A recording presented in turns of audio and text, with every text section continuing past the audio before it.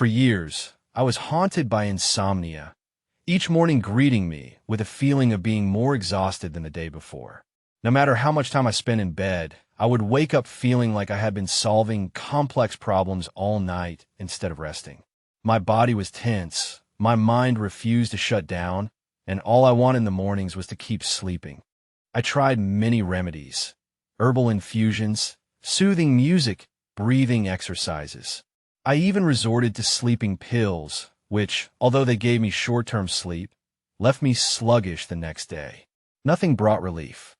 I felt trapped in a vicious cycle of sleeplessness, exhaustion, frustration, and even more sleeplessness. And the hardest part was the loneliness of those endless nights. While everyone around me drifted off to sleep, I stared at the ceiling, hoping that sleep would come to me too. But it didn't. One day, almost by chance, I discovered something that would forever change my nightly routine. It wasn't a new medicine or a miraculous technique. It was food. So simple and ordinary that I was amazed to learn how profound an impact it could have on my body and my rest. I included it in my evening diet without much hope, just out of curiosity. But after only a few days, I began to notice changes. I started falling asleep faster, waking up less often during the night. And most importantly, when I opened my eyes in the morning, I felt something I hadn't felt in years. Energy.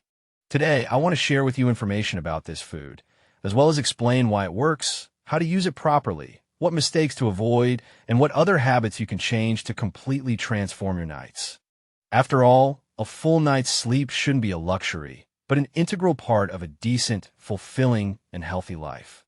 And while there is no one-size-fits-all solution, perhaps my story will be the very clue you've been waiting for.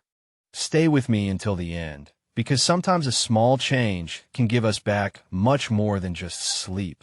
It can give us back our lives. And now, I'd like to know about you. How old are you, and what city are you listening from? I'm curious to know what brought you here today. I remember clearly how it all started. It didn't happen overnight, but gradually crept in my life.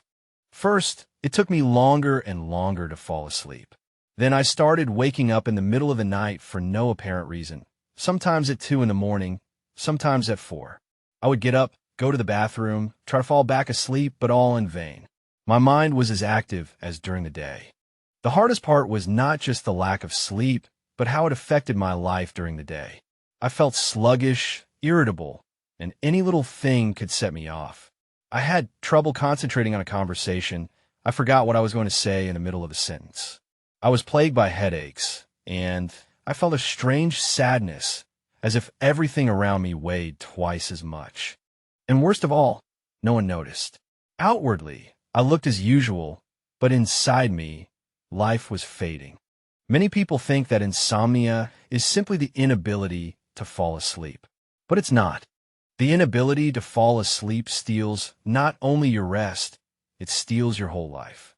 I tried to cope with the problem on my own, starting with the simplest things: tea with valerian, tea with chamomile, relaxing music.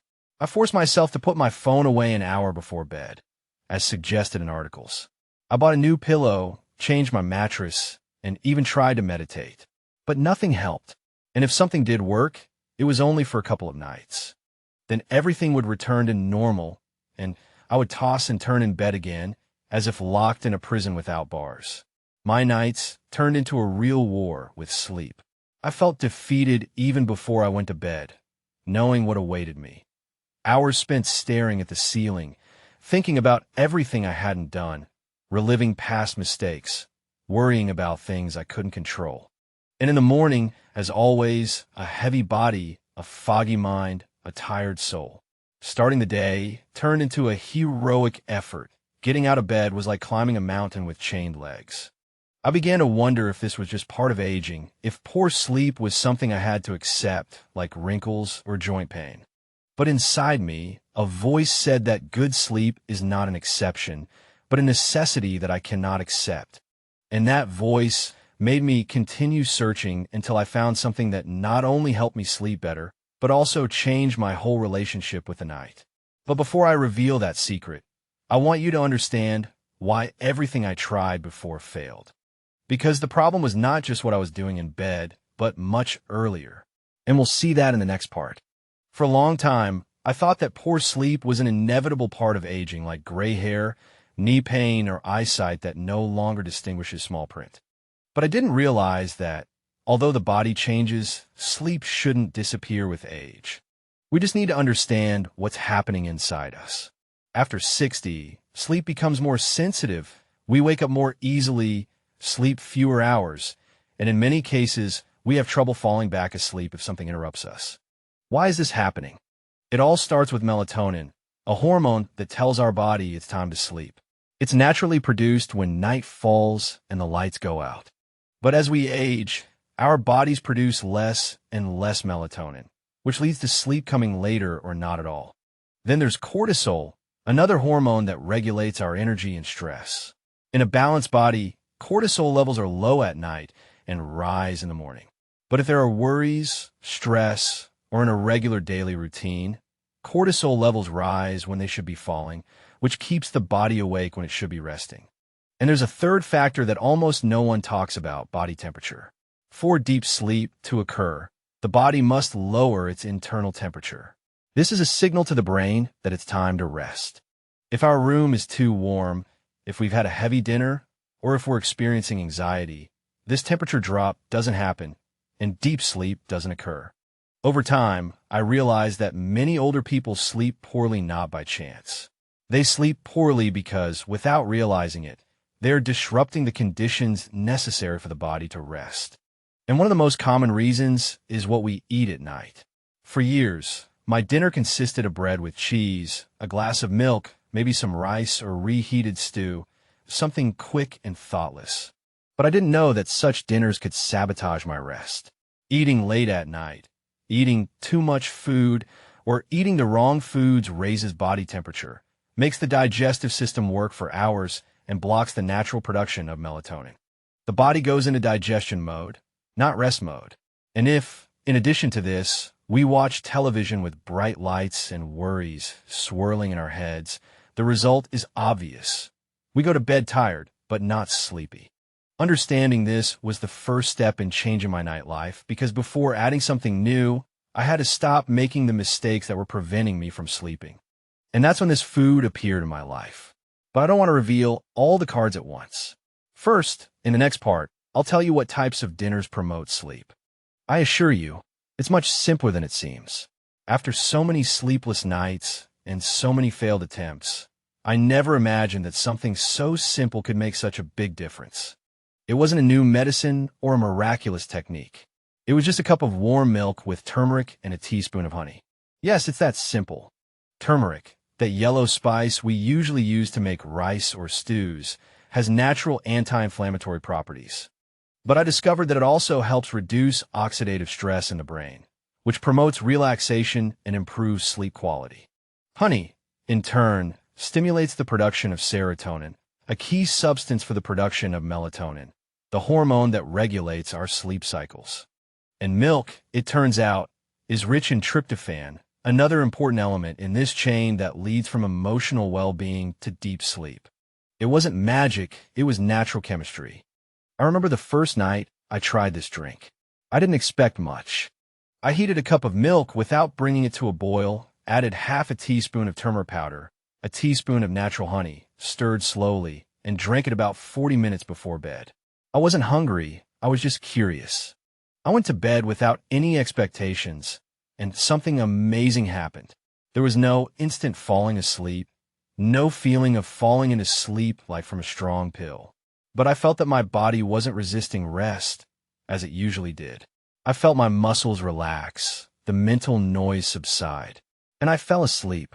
I don't know the exact moment, but I fell asleep and woke up several hours later, surprised that I had slept through the night. That hadn't happened in a very long time. The most impressive thing was how I felt after waking up.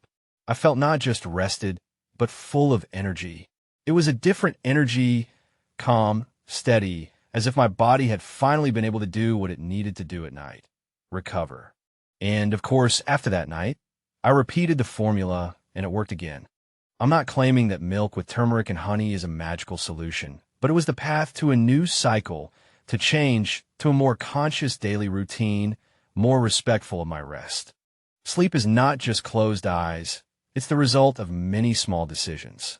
And sometimes one change can trigger the chain that your body needs to learn to sleep well again.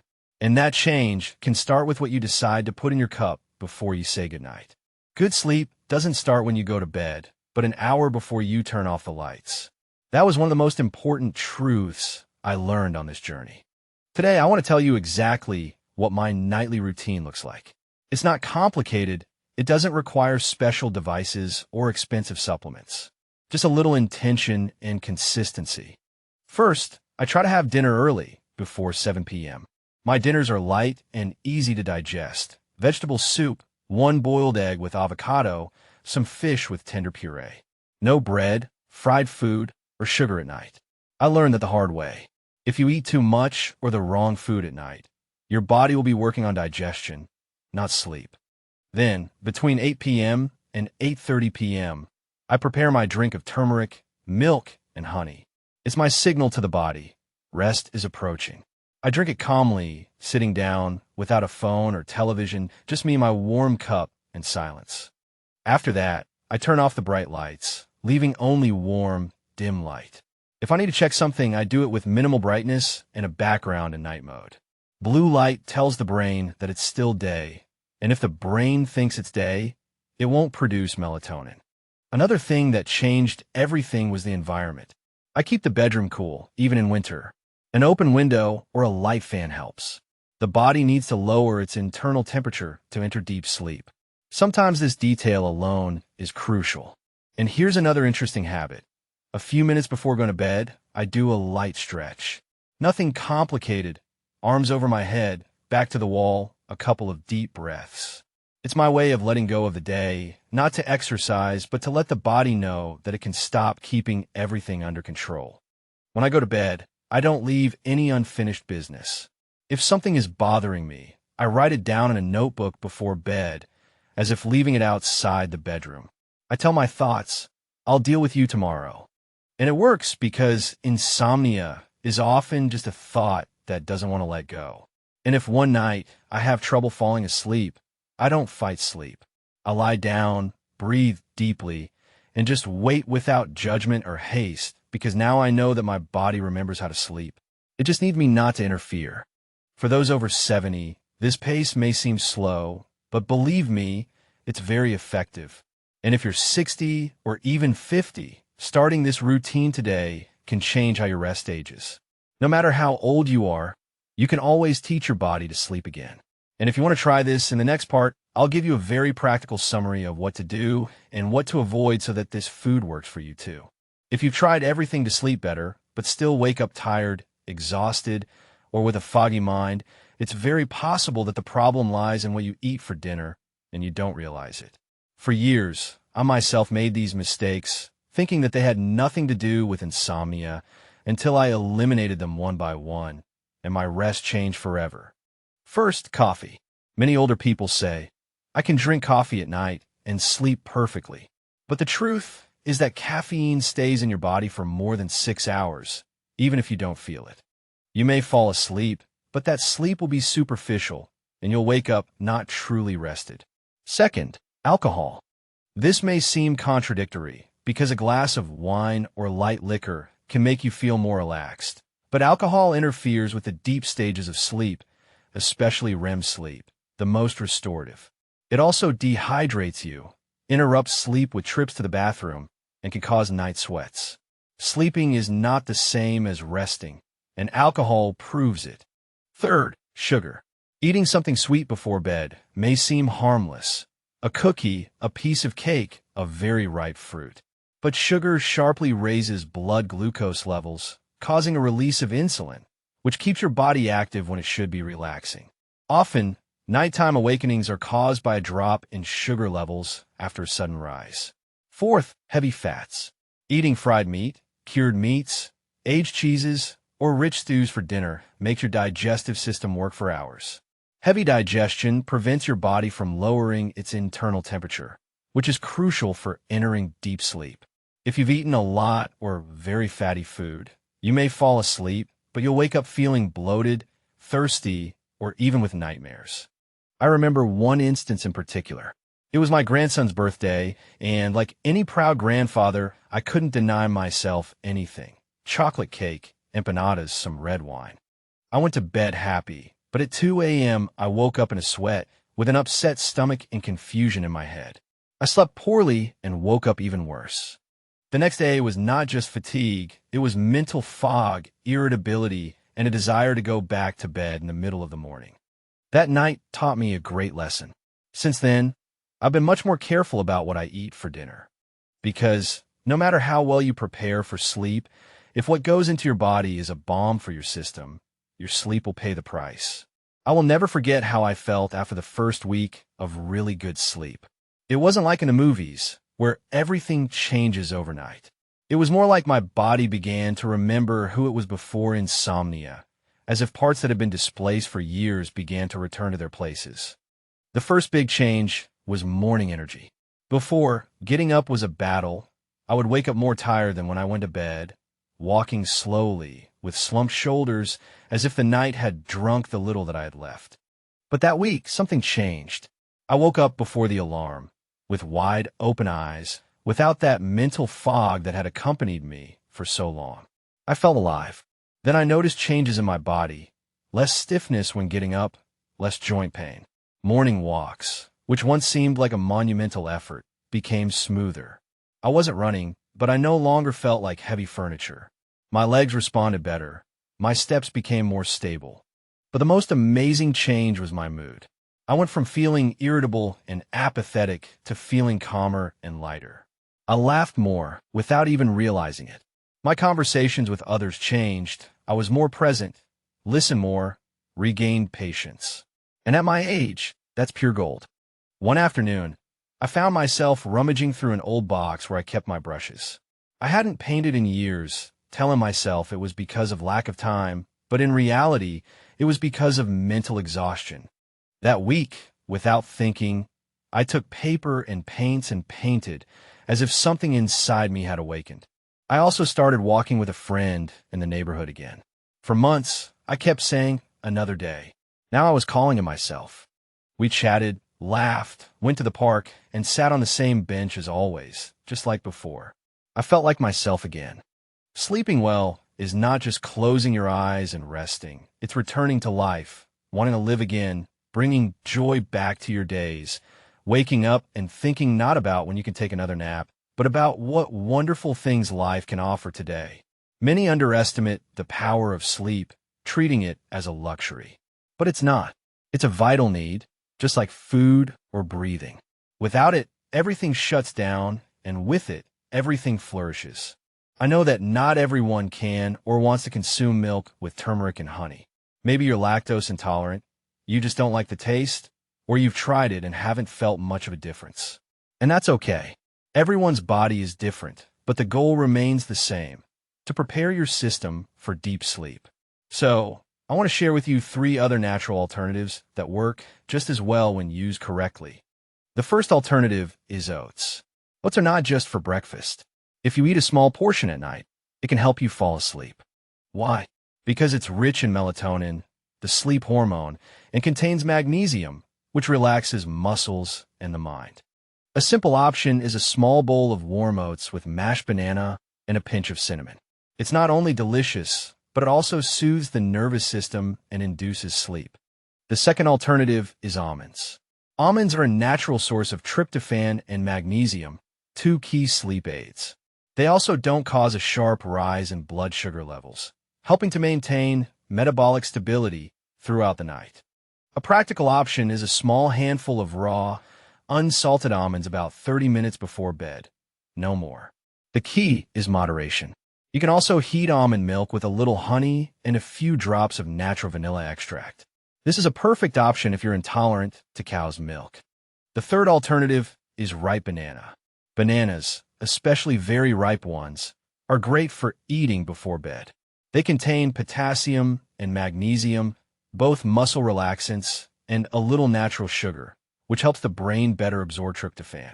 You can eat half a banana as a snack after dinner or combine it with plain yogurt, if you tolerate it well. It also blends well into a smooth smoothie without added sugar and a pinch of cinnamon. Speaking of cinnamon, chamomile and cinnamon tea is a real wonder to end the day.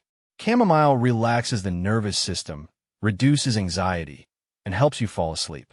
Cinnamon, meanwhile, regulates blood sugar levels throughout the night, preventing hypoglycemic awakenings.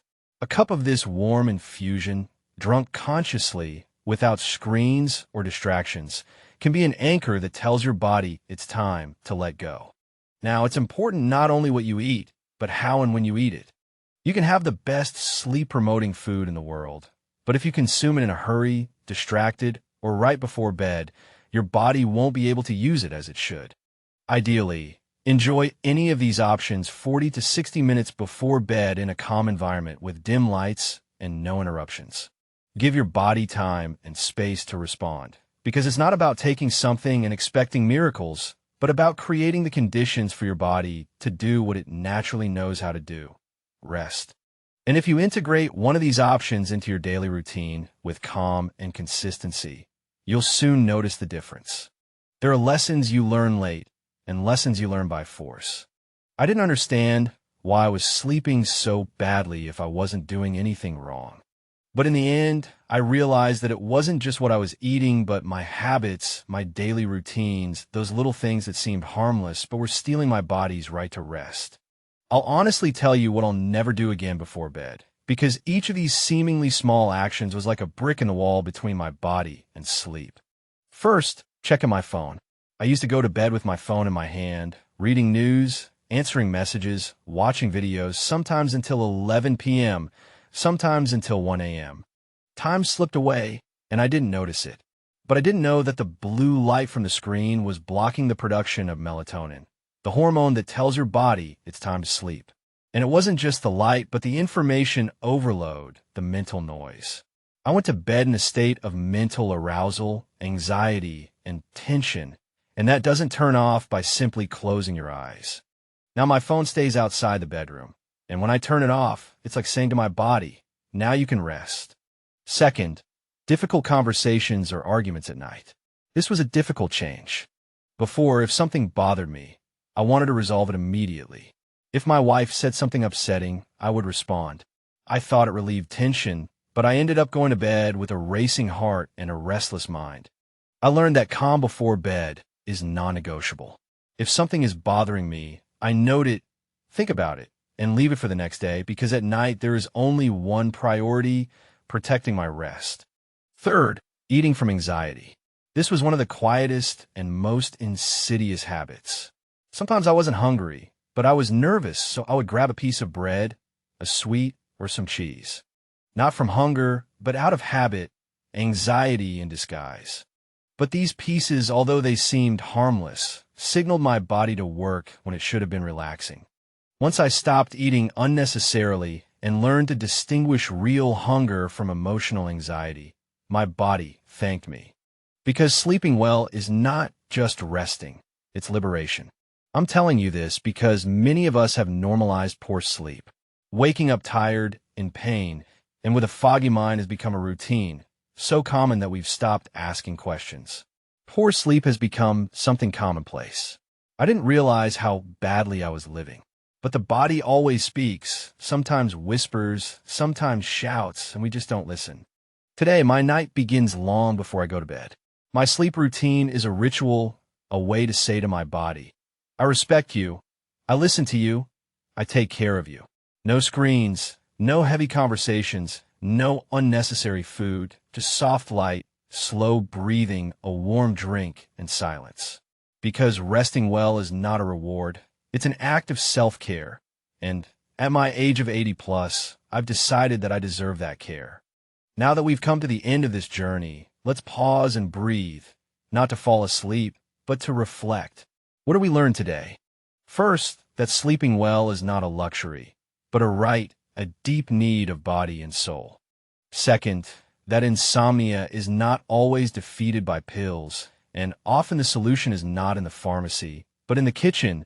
A glass of warm milk with turmeric and honey, a simple ritual, a signal to the body.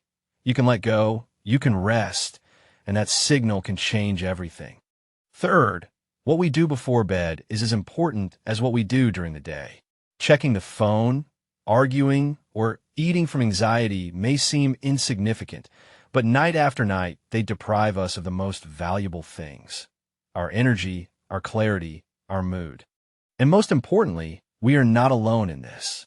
Thousands of people, maybe you too, go to bed every night hoping to fall asleep and wake up even more tired than before.